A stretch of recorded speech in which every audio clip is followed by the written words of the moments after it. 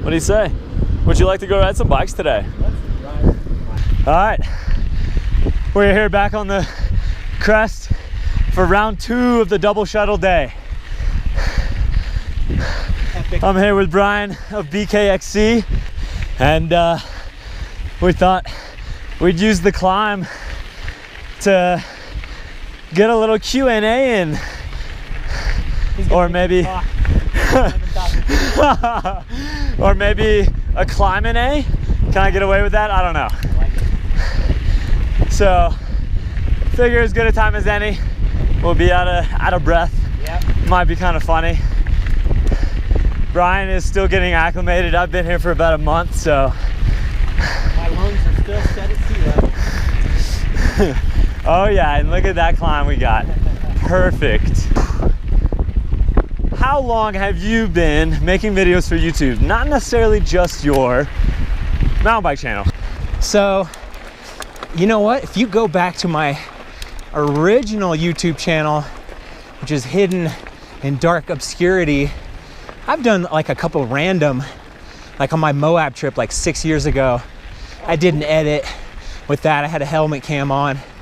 Really? Yeah, so that's awesome. It's not that great. Go hunt that down. Yeah, it's not that great, but definitely my first foray. If you do Magnificent 7, you might be able to find it. Do you cringe when you go back and watch it? No, it's actually pretty funny because at the beginning, my brother's rolling, and we're on a fire road, and his helmet, little visor on his helmet is flipped up in the air because we were going so fast. So it's just a great memory of us spending the day together and just really having a great day. Okay. Pop! Back on the climb. Let the Q&A proceed. Yeah. All right, so I have one question that we should get out of the way while we're not dying, because I think it's gonna be long-winded. Yeah. We've already talked about it a little bit, but I want to ask it anyway. Yeah. You had, or have, I don't know, have or had, whatever, a job. Yes. A good job. Yeah. And you've basically picked up, and I'll just stay right behind you. You've basically picked up and just gone full bore with YouTube. And I mean, that's just something that to me, it's really inspiring. And you were telling me a story this isn't even the first time you've done that sort of thing. So last year, I had a pretty decent job at the same company that I just quit, cookware company.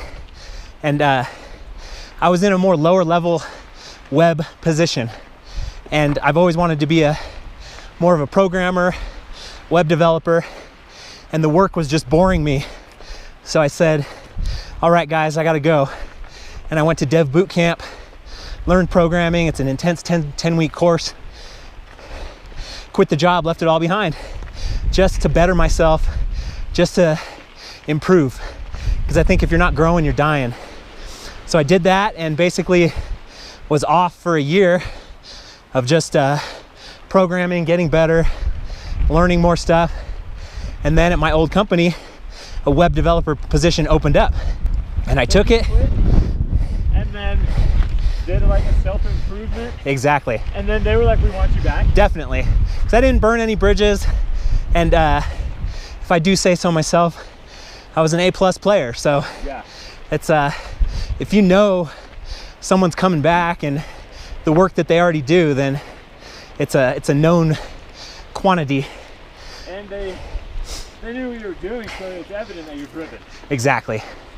So I was back there, back in the cubicle, doing some really interesting work, stuff that was really feeding me, and I was improving every day.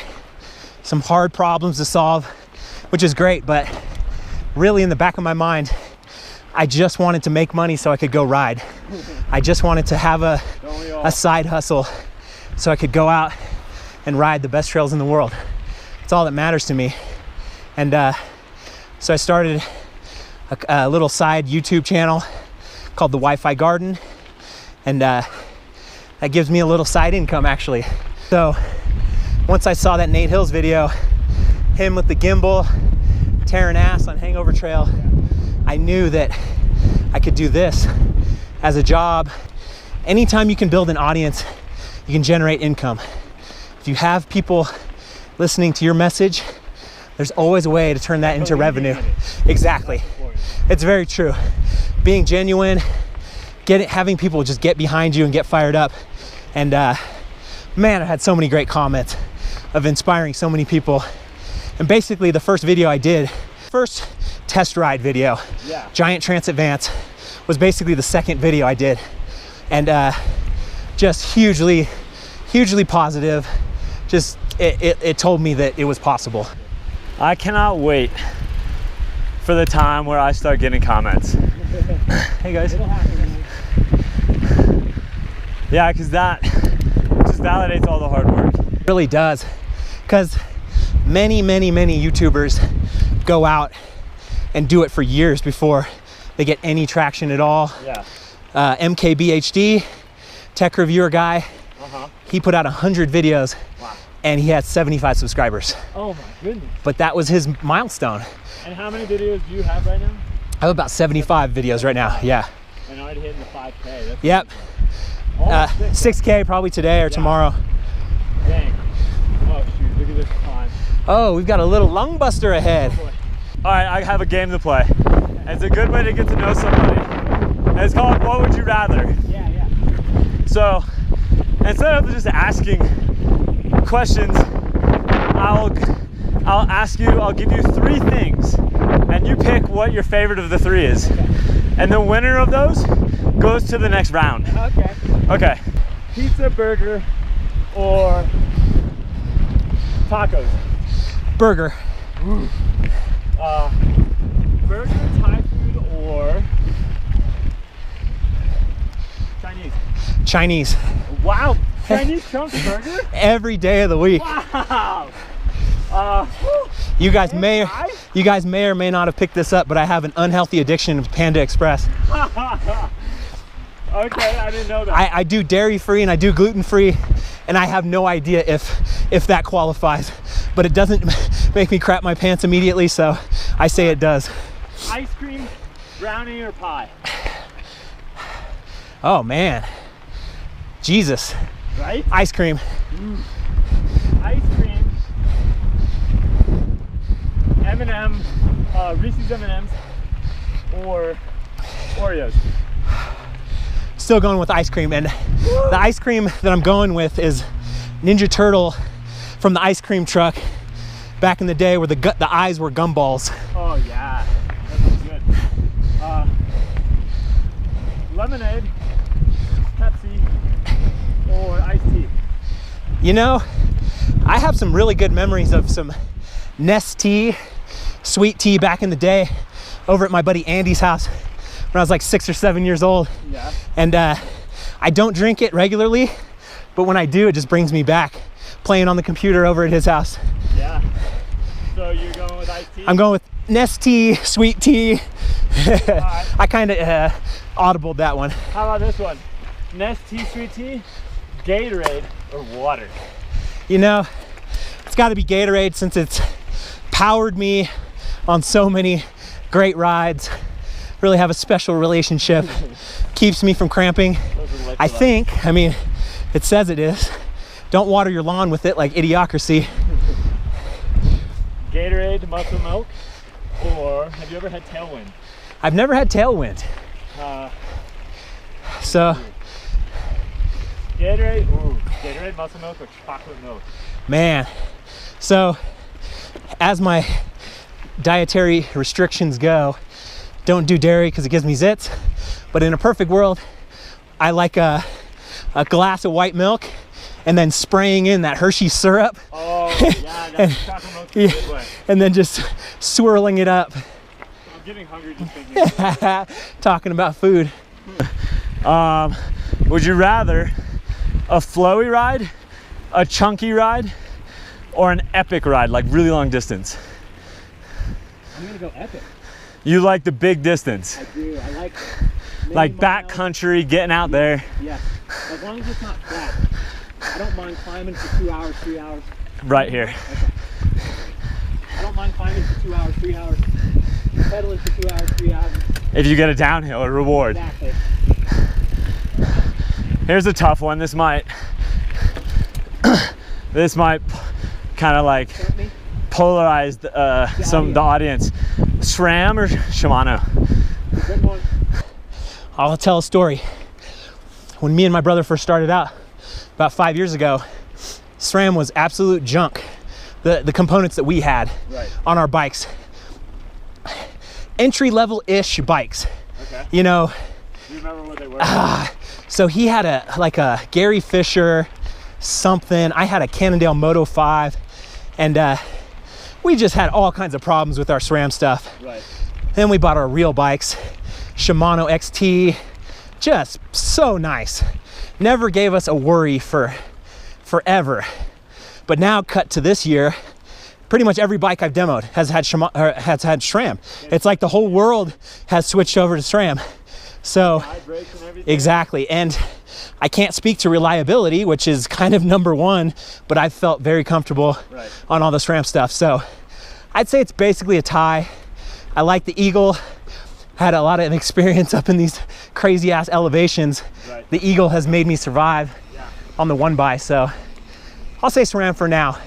I keep an open mind about everything, so my loyalties are very thin. I think that's the way it should be, you know, because if you're just loyal to a fault, you're not rewarding craftsmanship, you know. True, it's very true. And SRAM stuff, I doubt it's actually made in America. Someone in the comments should correct me on that, but it's an American company, and I like supporting the USA. Yeah, agreed. What type of car do you drive, Brian? A 2006 Saturn Vue.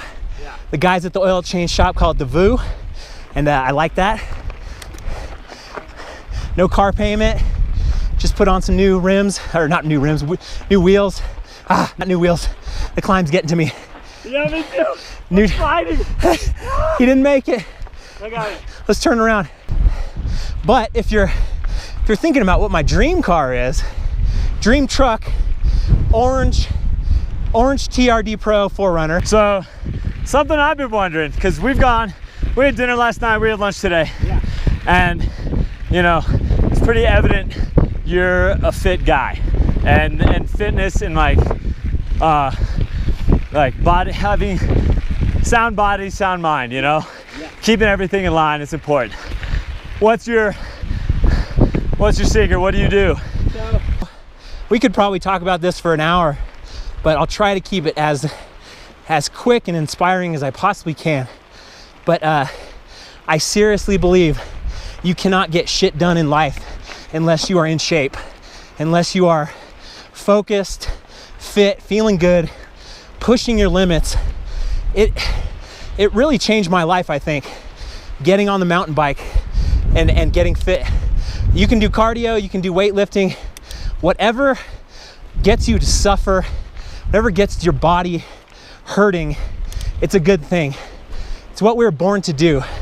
It's in our genetics. So that's exactly, Born to Run. Great book, even though I hate running. So that's the first half is get out of the house, ride, push yourself. The second half, personally, it's very controversial anytime you talk about diet. I'm basically paleo, I guess, but as I just referenced, Panda Express, where does that fit into paleo? So, but you know, the goal would be 3 rides a week, 3 big rides a week, where I really put a hurt on myself. So that could be an hour or 2 hours, as long as I'm pushing hard, get the heart rate up. And then being in the gym 3 days a week as well. You know, one day back and bis, one day chest and tris, and another day legs. Basic push pull. Doesn't forego the leg day. Nah, legs are always a struggle. I always have a complex about my legs, but whatever. So, but then the other angle of that is eating. And basically I want to do a little 30-second video how to get better on the bike. And my whole philosophy is eat more, sleep more, ride more. You gotta eat, you gotta just fuel your body. I never skip a meal. I panic if I have to skip a meal. I am eating constantly, and Alexander can attest to that. 100%. And drink. Yeah, exactly. Oh, I drink water just constantly, and I'm sure someone will say, "Oh, it's not good." I'm fine. Don't worry about me. Yeah. And and then another thing. So, I've never drank in my life. I've never had a drug in my life. Never smoked cigarettes. I'm pretty much straight edge, even though I don't identify with any group like that. So, save all kinds of money and wear and tear on my body doing that. Highly recommended. But I will interject and cover you for any haters out there. I absolutely love beer. I love whiskey, and we've been hanging out here in Salida, and I've been drinking beer and drinking whiskey, and like, it's not, Brian, yeah, he's not a preacher, not didactic. It was super cool. It's my choice. I don't push it on anyone. It's always the thing where people start getting really interested and have to know why and all that bullshit. Growing up, drinking was never fun. It was always, that guy got a DUI, that girl pissed her pants in class because she was so drunk. And it was just never a fun thing to me. And I'm Irish, so a lot of alcoholism in the Kennedy blood. So just never wanted to take that first step. And I think from my grandpa up, every single Kennedy's been an alcoholic. So it's just not a first step I wanted to take. Is it just me, or is anyone wanting to hear this story about a girl pissing her pants? That's about as far as the story goes, is that I heard that this chick basically was so drunk in high school, in math class, that she peed her pants in class. In class? In class. Wait, what was she doing drunk in school? Dude, hard times in Fairfield, California. Yeah. Yeah. What was your favorite section of green earlier? My favorite section was watching you tear ass like a friggin' maniac, popping up, getting swifty, getting swifty. Yeah. Rick and Morty, great cartoon. If you guys haven't watched that, it is so fantastic. It's like a life-changing cartoon. I can't wait for it to come back next season. Dude, you just heard so many fucking cool points. Favorite movie of all time? That's such a hard question. Favorite movie of all time? It has to be, for me, Pulp Fiction, because I was in a place, I was in 8th grade, my buddy Ezra got the VHS cassette, we watched it over at my house, he'd already seen it. That movie just blew me away. Just the perfect time to see a movie like that. You know, you're about 13 years old. It's just perfect. Like, holy crap, movies could be like this. They could be out of order. All kinds of crazy stuff is happening.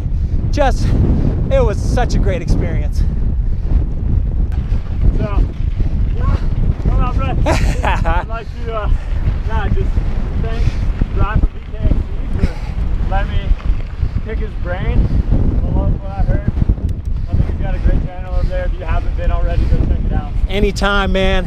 And I've been ripping everywhere this month. He's been to NoCal, Whistler, Oregon, Oak Ridge, and now road trip through Colorado, and that's just 1 month. Lots of great stuff to come. So yeah, thank you, Brian. And about ready for this downhill. How about you?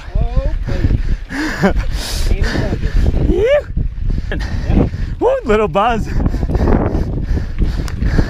Let's do it, man. dropping in. Dropping in for some downhill, baby.